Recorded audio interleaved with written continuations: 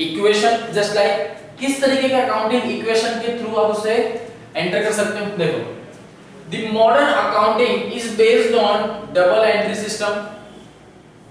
हम जितनी भी चीज सीख रहे हो कैसी है, डबल एंट्री सिस्टम ही देखेंगे हम भी, which implies equality of assets and equities, that is liability and capital।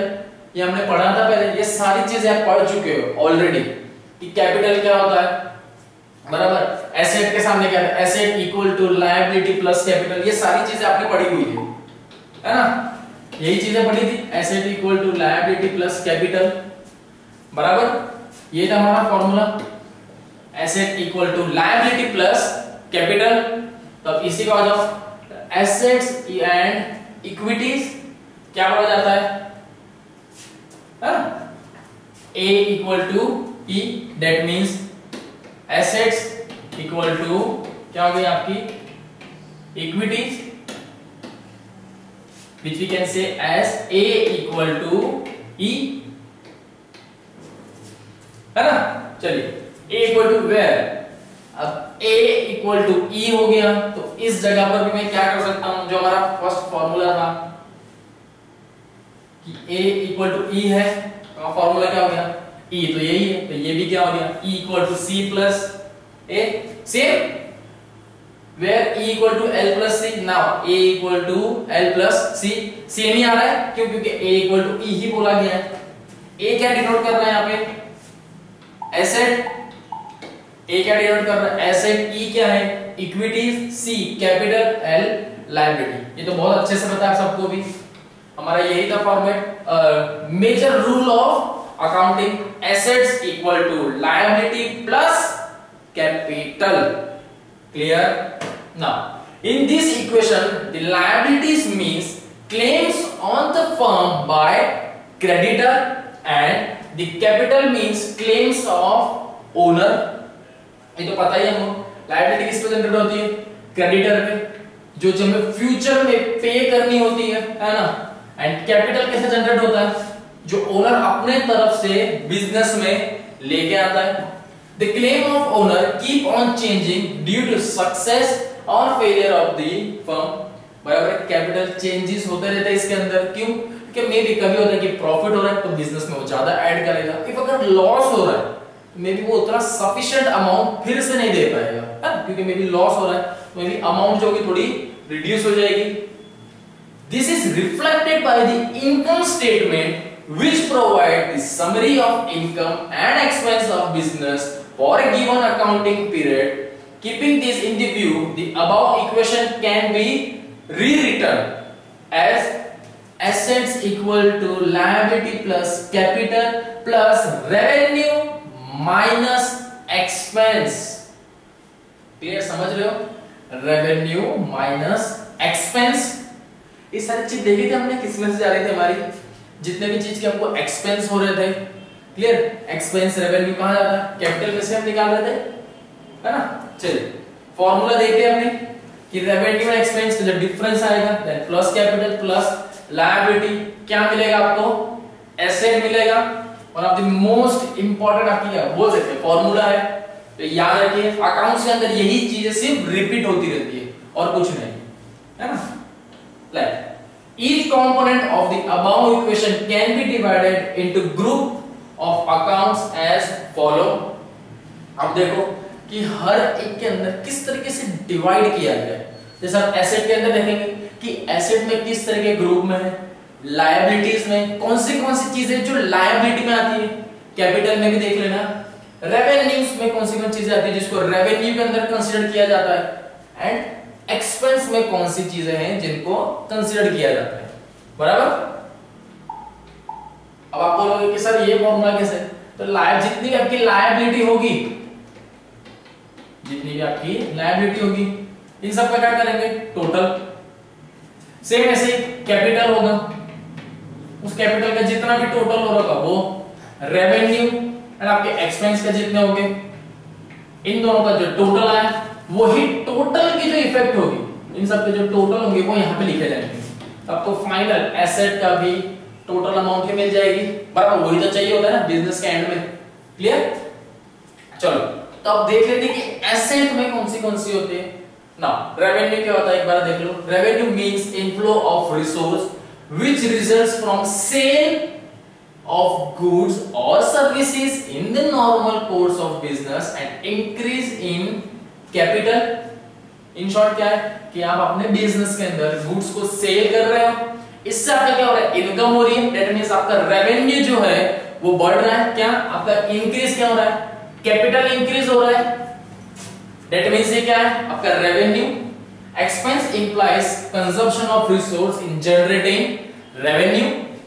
आपके एक्सपेंस किसके ऊपर डिपेंड करते हैं कि अगर आपका रेवेन्यू बढ़ रहा है, बोलते हैं ना हमारा परचेसिंग पावर अगर बढ़ता है तो हमारे उसके सामने एक्सपेंस भी बढ़ते जाते हैं।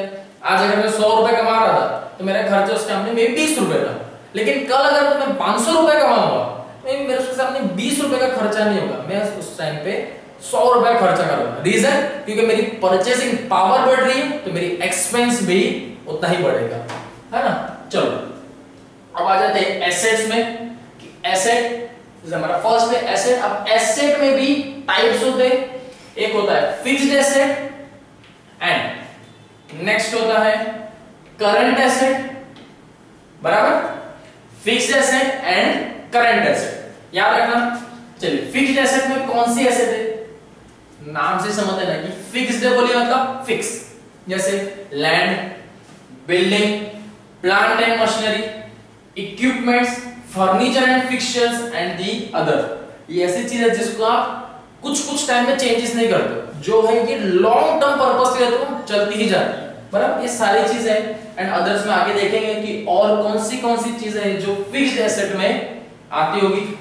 देन करंट एसेट जो कैसे एकदम तुरंत होता हो, करंट अभी का जो आपका करंट ईयर चल रहा है उसी के अंदर, जैसे कैश, बैंक, ये कैसे चेंजेस आते रहते हैं इसके अंदर, क्योंकि आपका कैश बैलेंस में चेंज होंगे, बैंक में चेंज होंगे, आपके जो डेटर्स है कभी ज्यादा हो गए होंगे, मे बी इस ईयर कम हो गए, बराबर। इन्वेंटरी दैट मींस आपका स्टॉक, आज की तारीख में आपके पास कितना स्टॉक पड़ा है तो वो भी चेंज होता रहेगा। लोन एंड एडवांसेस, बराबर, ये करंट एसेट में हुए। अब आ जाओ कैपिटल, नेक्स्ट कौन सा आया, कैपिटल साइड। कैपिटल में आपका फर्स्ट क्या आएगा, शेयर कैपिटल। ये हम आगे देखेंगे, पार्टनर्स वाला चैप्टर जो आएगा उसके अंदर पता चलेगा। एंड शेयर ऑफ कैपिटल कि पार्टनर कितना पैसा लेके आया वो आता है। एंड रिजर्व एंड सरप्लस, जब भी रिजर्व एंड सरप्लस की बात की जाए तो सारे रिजर्व जो होते हैं वो इसी कॉलम में आते हैं, जैसे capital reserve, general reserve, balance of profit and loss account, वो कहां पर आता है, इसी अकाउंट में ट्रांसफर किया जाता है, बराबर। यहीं पर उसे ट्रांसफर किया जाता है। रिजर्व हम कब बनाते हैं, फ्यूचर के लिए उसे प्रिपेयर किया जाता है। जस्ट लाइक जैसे हम बोलते हैं ना, आप लोग पहले में भी आप लोग करते हो या नहीं, कोई लोग होंगे जो गुल्लक प्रिपेयर बना के रखते थे कि आपका कहीं जगह, जैसे कोई भी आपके घर पे मनी जो भी होगा आप उसे एक ऐसी जगह पे उसे स्टोर करके रखते थे, कहीं पे इस जगह पर स्टोर कर रखते थे। रीजन क्या होता था कि यार ये भविष्य में अगर कोई क्या बोलते हैं ना, कोई प्रॉब्लम आई तो उस टाइम पे हम इस पैसे को इस्तेमाल कर लेंगे। अब क्या करते थे, एक रिजर्व बना के रखते थे, इन फ्यूचर कभी एक काम लगा तो हम इसमें से ले लेंगे। वैसे ही हर चीज के लिए एक रिजर्व होता है। जैसे कैपिटल में आपको कभी कभार ऐसा होता है कि अरे यार लॉस हो गया है ना, लॉस, बिजनेस है, प्रॉफिट भी होगा, लॉस भी हो रहा है, तो उस टाइम पे सुटेबल जितना कैपिटल इन्वेस्ट होना चाहिए था आपके बिजनेस में उतना आप नहीं कर पा रहे, तो उस टाइम पे हेल्पफुल क्या होगा, अगर आपने कैपिटल रिजर्व स्टार्टिंग से प्रिपेयर करते आ रहे होंगे, आप नॉमिनल सी अमाउंट इसके अंदर इन्वेस्ट करते ही जा रहे थे, तो आप वो आज के टाइम पे जब आपका लॉस हुआ है तो यही रिजर्व आपके लिए हेल्पफुल रहेगा, बराबर। सेम ऐसा ही जनरल रिजर्व में नंबर ऑफ आप किसी भी चीज का रिजर्व बना सकते हैं, डिपेंड करेगा अगेन आपके बिजनेस पे, बराबर। Then now next is liability, इसमें आ गया लायबिलिटी। लायबिलिटी में सिक्योर्ड लोन, अनसिक्योर्ड लोन, आपके क्रेडिटर एंड दी प्रोविजंस, बराबर, ये सब क्या आपकी लायबिलिटी है। रेवेन्यूज, किस चीज से आपको इनकम जनरेट हो सकती है, फर्स्ट थिंग इज सेल्स, बराबर, पहली चीज क्या होगी, सेल्स से ही आप इनकम करोगे। एंड अदर इनकम्स, अगर मैं अदर इनकम की बात करूं तो इसमें कौन सी आ सकती है? जैसे आपको रेंट आपको मिला, it's one kind of income, then the commission you received again and brokerage, बराबर, देन बहुत से अलग अलग कारण थे जिसके अंदर आपको मिल जाते पैसे, है ना? तो वही सारी चीजें, ज्यादातर लोग कमीशन के अंदर ज्यादा पैसा ले लेते हैं ना कि भाई मैंने तेरी ये चीज अगर बिकवा दी तो इसका कुछ परसेंट मुझे मिलना चाहिए. It's one kind of income. So we can write here other incomes as it generates revenue, clear? Then expense, material consumed, जो material लिया हमने, salary and wages, it's an expense. Manufacturing expense, then depreciation, administrative expense, interest which is deducted by the bank, है ना? और या तो हम बोल सकते हैं कि हमने किसी के पास से अगर लोन लिया है ना, सपोज किसी भी पर्सन के पास से या बैंक के पास से हमने लोन लिया था, तो उस लोन को जब हम रिटर्न करेंगे, जब भी हम किसी को भी रिटर्न करेंगे तो मे बी परसेंट या लमसम कोई भी अमाउंट बोलो, वहां पे क्या करेगा? इंटरेस्ट चार्ज करेगा. क्या करेगा? इंटरेस्ट चार्ज तो करेगा. अगर मैंने 100 रुपए लिए थे तो इसका 10% अगर निकालो तो 10 रुपीज, दैट मींस मुझे टोटल 110 रुपीज उसको पे करने होंगे. तो इस सामने मेरा 10 रुपए क्या हो गया? मेरा एक्स्ट्रा खर्चा है, एक्सपेंस, इसलिए वो यहाँ पे इस कॉलम में यहाँ पे आ रहा है. Then selling and distribution expense, बराबर.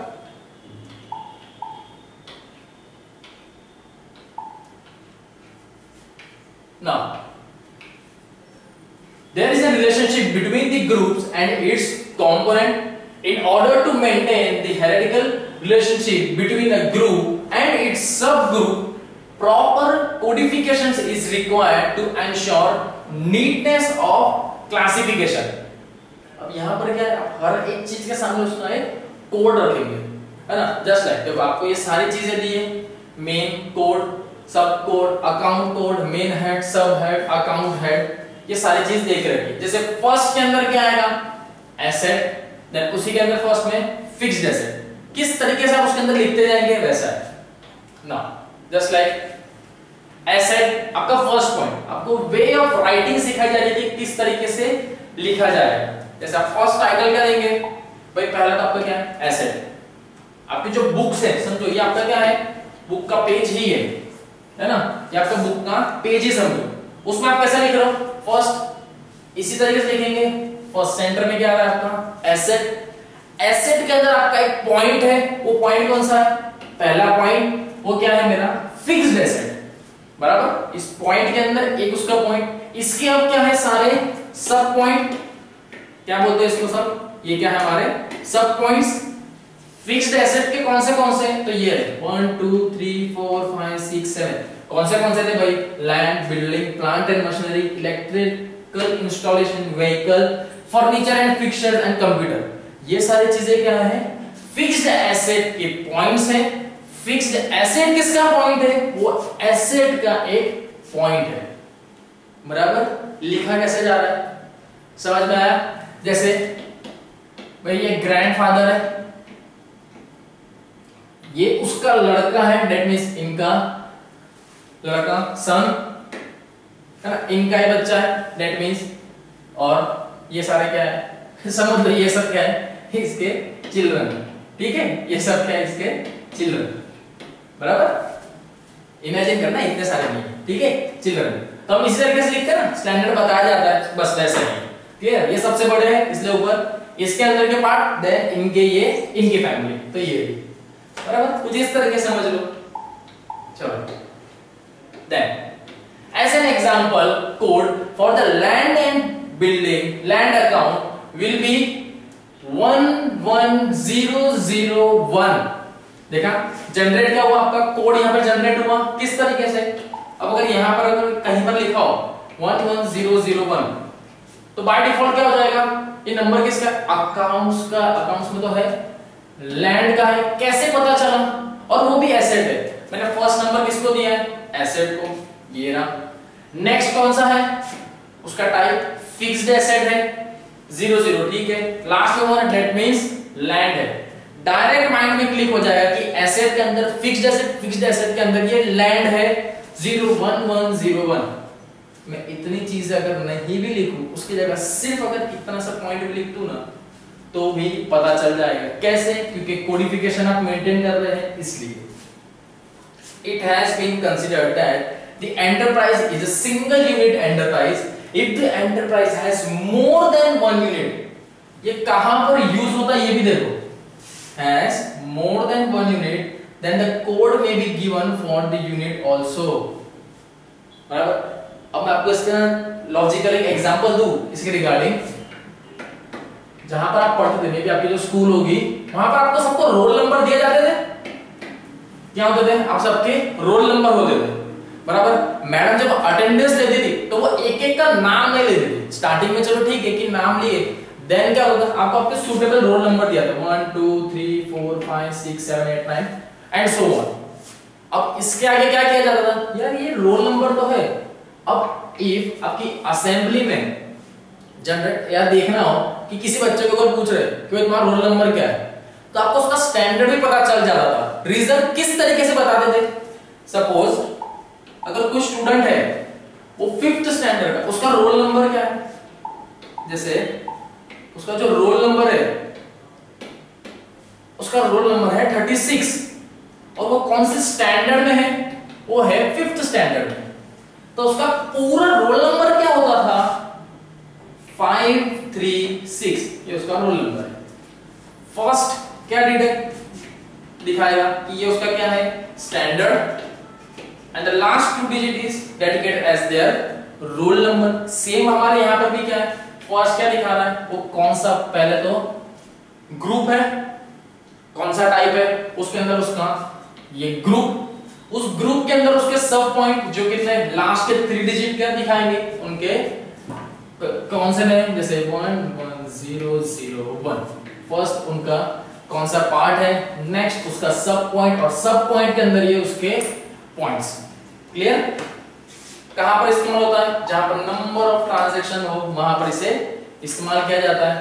Code may be similar be given for investment, current asset etcetera in the asset side. बराबर? Now let us take an example of codification of liability. अब किसके अंदर आ गया? जैसे एसेट का देखा, वैसे लायबिलिटी में आ जाओ। लायबिलिटी का कोड देख रखा हुआ है।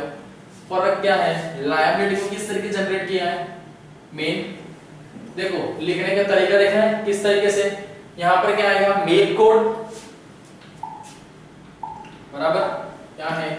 मेन कोड, सब कोड, अकाउंट का कोड, मेन हेड, सब हेड एंड अकाउंट हेड। बराबर? इस तरीके से फॉर्मेट में है कि भाई मेन हेड आप कौन सा है? सेकंड, वो क्या है? Main head. लायबिलिटी है, लायबिलिटी के अंदर कौन है? सब कोड, इसका सब कोड कौन है? Secured loan.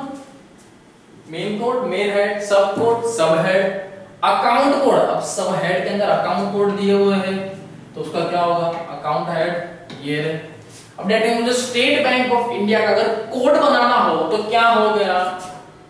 21001 is the code of State Bank of India। 2 क्या रिप्रेजेंट कर रहा है? Main code. 1 क्या रिप्रेजेंट करेगा? सब कोड। एंड अकाउंट कोड यहां पर क्या रिप्रेजेंट करेगा? Account head, which is state bank of India. बराबर? As an example, a transaction with State Bank of India will be given accounting code of 21001. Correct? For example, a check is deposited in the State Bank of India, and therefore State Bank of India is to be debited account with the code of 2110 will be debited। उस जगह पे अगर मैं 21001 भी लिख देता हूं तो भी अंडरस्टैंडेबल है। क्यों? क्योंकि मैंने कोड देख रखा है स्टेट बैंक ऑफ इंडिया का। बराबर? ये किसके लिए अच्छे से याद रहेगा? जो नंबर ऑफ टाइम से वहां पे काम कर रहा है ना, उसे अच्छे से याद होगा, सारे कोड याद हो गए होंगे। बराबर? That same procedure is followed when the codification is done for items of trading, profit and loss account। बराबर? ये सारी चीजें किसके अंदर? Same account, trading and profit and loss में भी एप्लीकेबल होती ही है। चलो अब आ जाओ, नेक्स्ट किसका है? Codification of income head. किसके अंदर आ गए हम? हमारे इनकम हेड के अंदर। उसके अंदर भी होते हैं ना नंबर ऑफ होते हैं, जैसे अगेन दिया हुआ है मेन कोड, सब code, account head, main head, सब हेड एंड अकाउंट हेड, ये दिया है। मेन कोड में मेन अब थर्ड नंबर का वो कौन सा है भाई? इनकम का है। इनकम में कौन सा है? उसका सब कोड है, उसका नंबर है 1, जो क्या आ गया? सेल्स, बराबर।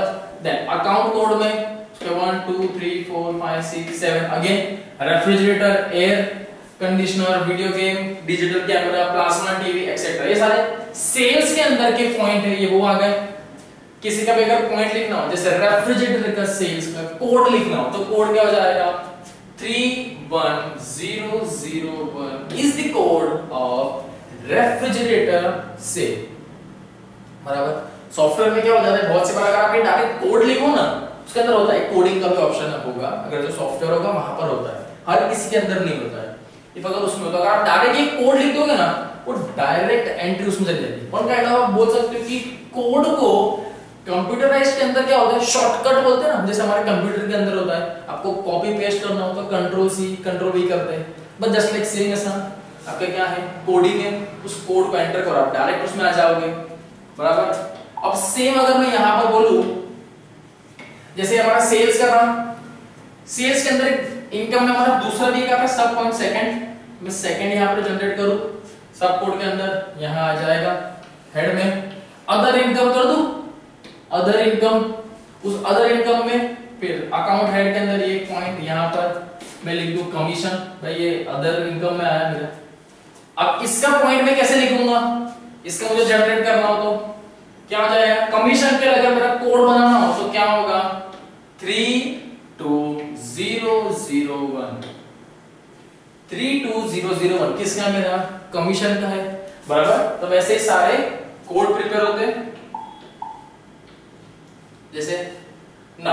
अब देख लो हमारा एक्सपेंस हेड के रिगार्डिंग सारे देख रहे हो, हमारा एसेट का देखा, लायबिलिटी का हो गया, इनकम, अब आ गया हमारे एक्सपेंस हेड पे, see administration and general expense, just like example कौन सा दिया है, एडमिनिस्ट्रेशन एंड जनरल एक्सपेंस देख रहे हैं, सेम कोड नंबर 4, सब कोड क्या है 6, सब कोड नंबर क्या दिया हुआ 6। अब आपको सर ये 6 क्यों आया, देखो 6 इसलिए आया, बताता हूं कि 6 यहां पे क्यों लिया था। एडमिनिस्ट्रेशन एंड आवर एक्सपेंस जो है, देखो ये पूरा पॉइंट साथ में चल रहा है ना, ना क्या है, साथ में चल रहा है। देखो एडमिनिस्ट्रेशन एंड एक्सपेंस हमारा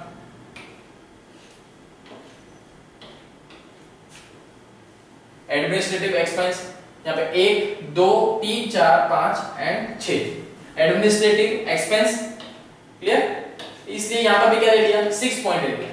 ये डिपेंड करेगा, जरूरी नहीं कि आपको सेम वैसा ही बनाना हो, डिपेंड करेगा कि आपने एडमिनिस्ट्रेटिव जनरल एक्सपेंस को अपने बुक्स ऑफ अकाउंट में कौन सा नंबर दिया है, वो फर्स्ट नंबर भी हो सकता है, लास्ट नंबर भी हो सकता है, कोई सा भी नंबर हो, बस आपको तो वो नंबर मेंटेन करना है, और नंबर कोई सा भी हो, बराबर। जैसे कौन सा एक्सपेंस मेन हेड में सब कोड क्या हुआ, एडमिनिस्ट्रेशन एंड जनरल एक्सपेंस, उसके अंदर कौन से पॉइंट आ सकते हैं एडमिनिस्ट्रेशन एंड जनरल एक्सपेंस में, जैसे telephone expense, postage and telegram, internet expense, newspaper and periodicals and we can say as a magazine, then conveyance expense and travelling expense.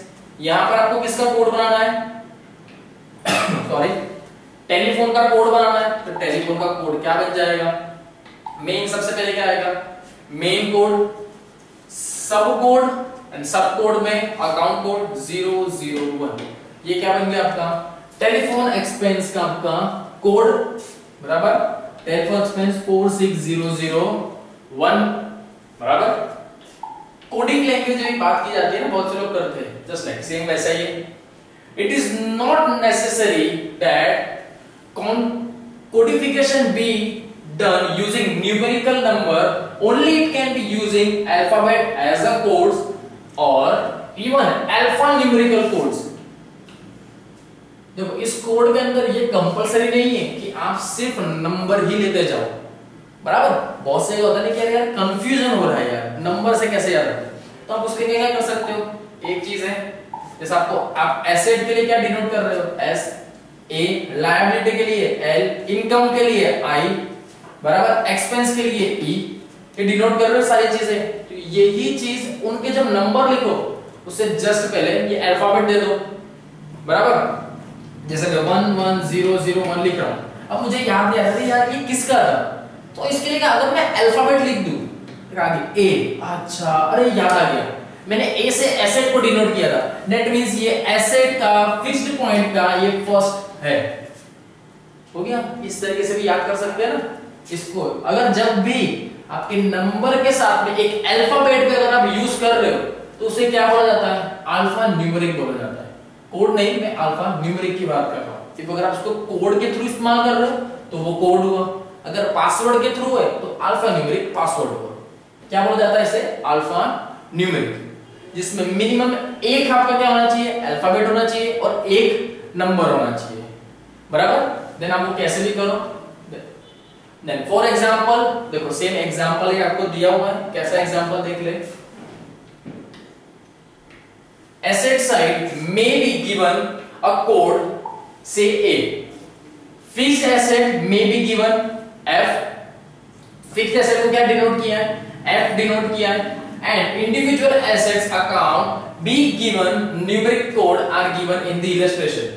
बाकी सारी चीजों को क्या दिया है, उन्होंने कोड दिए हुए, लेकिन जो हमारा मेन कोड है उसके अंदर सब कोड है, उसको नंबर भी दिए, वहां पर क्या कर दिया, अल्फाबेट भी दे दिए।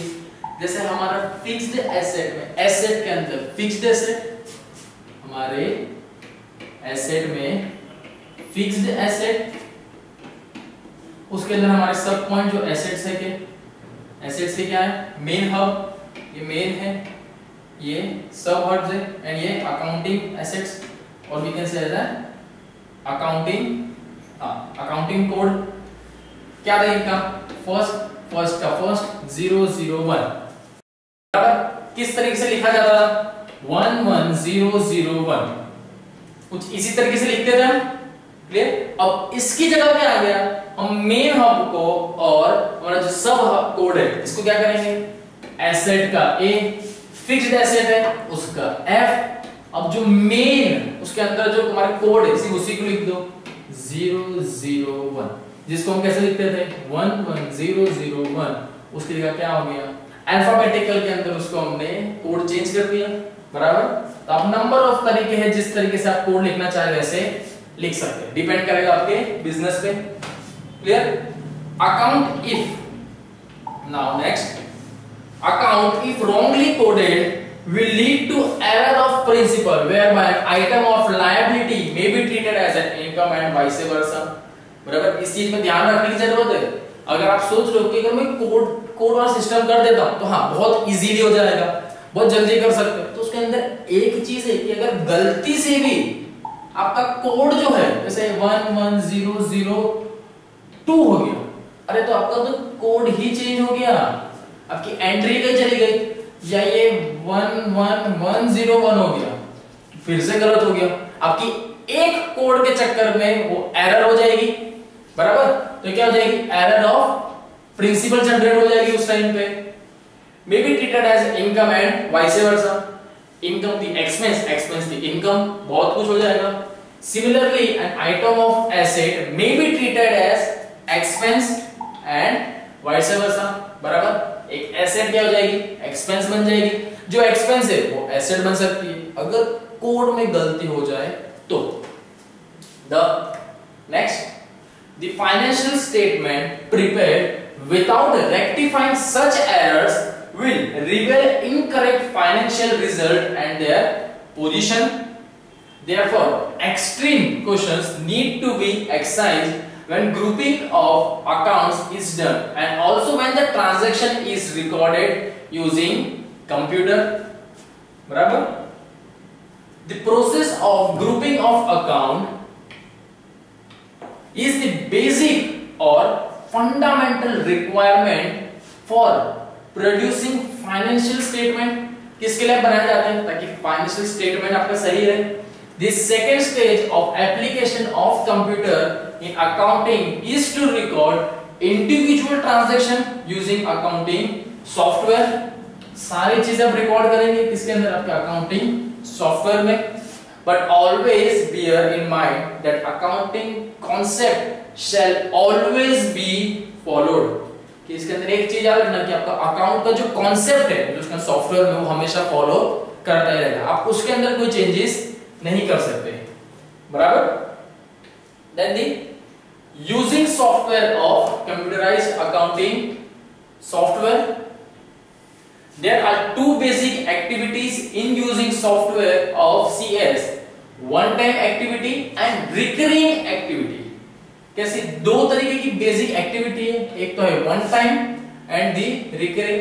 वन टाइम मींस जो एक बार हो गई वो दोबारा नहीं हो सकती, और रिकरिंग मींस वो नंबर ऑफ टाइम चलती ही जाएगी, है ना। Like one time activity includes creation of organisation details, accounting year, types of ledger. ये सारी चीजें कैसी है वन टाइम, कि आपने अपनी ऑर्गेनाइजेशन की डिटेल दी, क्या बार बार चेंज करेंगे क्या, नहीं मेरा काम ये नहीं मैं ये करूंगा, एक बार जो है आपका वो डिटेल वो फिक्स हो गई। देन नेक्स्ट कौन सा होगा आपका अकाउंटिंग ईयर, जिस ईयर में आप हो वही ईयर रहेगा, फिक्स है वो तो, बराबर। एंड आपके टाइप्स ऑफ लेजर जितने हैं उतने ही रहेंगे, न्यू आए तो वो जनरेट करोगे, चेंज तो नहीं कर सकते ना। ये सारी चीजें किसमें आती है वन टाइम एक्टिविटी में आती है। Also called as creation of master file, ठीक करें ना, वन टाइम फाइल को इसको और भी क्या नाम दिया जाता है, creation of master file. And while recurring activities including entry of transaction and generation of report. अब देखो रिकरिंग एक्टिविटी, इसमें कौन सी चीजें आती है जो रिकरिंग एक्टिविटी में कौन से आएंगे, the transaction are recorded on the basis of cash voucher, bank voucher, purchase voucher, sales voucher, general voucher etcetera. Reports include generation of day book, ledger, trial balance, profit and loss, balance sheet and cash flow statement etcetera. ये सारी चीजें कैसी हैं recurring activity है, जो बार बार prepare होती ही रहती है। कैश वाउचर आप एक ही बार बनाएंगे नहीं, जब जब कैश वाउचर की जरूरत पड़ेगी आप तब कैश वाउचर बनाओगे। सेल, परचेज, सेल्स, वैसे ही सारे वाउचर आप प्रिपेयर करोगे। एंड जहां पर भी आपको रिपोर्ट देनी होगी, किस तरीके की, आपकी डे टू डे ट्रांजैक्शन की रिपोर्ट अगर आपको देनी होगी तो देते जाओगे, कि ऐसा नहीं आज दे दी कल से नहीं दूंगा, ऐसा नहीं होता है। आपको डेली अपडेट देना होता है, इसलिए किसमें आया रिकरिंग एक्टिविटी में। Day book, ledger, trial balance, profit and loss account statement, balance sheet है आपका cash flow statement. Clear? Now the next one is security features of computerized accounting software. Every accounting software ensures data security, safety and confidentiality. Therefore every software provide the following, है ना। चलो now password security. Password is a mechanism which enables a user to access a system including data. The system facilitates defining the user right according to organization policy. Consequently, a person in an organization may be given access to a particular set of data while he may be denied access to another set of data. In short, आपको क्या बताया जा रहा है, password security हमारे computerised accounting software में क्यों दी जाती है, ताकि हमारा जो डेटा है वो एकदम सेफ रहे, बराबर। एंड वही डेटा कहीं और पर ट्रांसफर ना हो जाए, इसलिए उसके अंदर क्या आपको एक सिक्योरिटी दी जाती है, बराबर। अब देखना बहुत सी जगह पे, जस्ट लाइक एग्जांपल अगर दूं तो आप जब भी वो सॉफ्टवेयर खोलेंगे आपको उसके लिए एक पर्टिकुलर आईडी उसका पासवर्ड देना होगा, ताकि पता चले कि ये चीज कौन ओपन कर रहा है। जैसे हमारा होता है कि कोई भी जगह एंटर करते हैं हमारा पंचिंग होता है, थंब प्रिंट होती है, स्कैनर होता है, ताकि पता रहे कि अच्छा ये व्यक्ति अंदर गया है ना। सेम वही चीज आपको यहाँ दी गई है। Password is the key or a code to allow the access of the system, बराबर। वो कुछ भी हो सकता है यहाँ पे, क्लियर ना। Then data audit,